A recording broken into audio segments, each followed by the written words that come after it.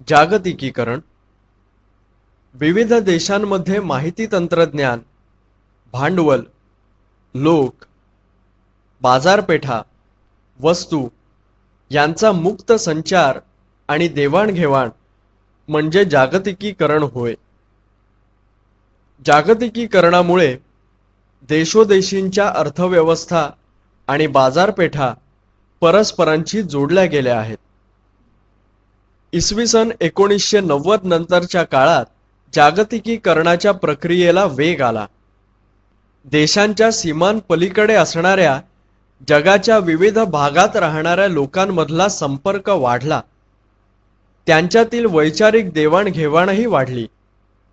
भांडवल, कुशल अकुशल मनुष्यबळ इत्यादींचा ओघ जगभरात कुठेही नेता येणं शक्य झालं.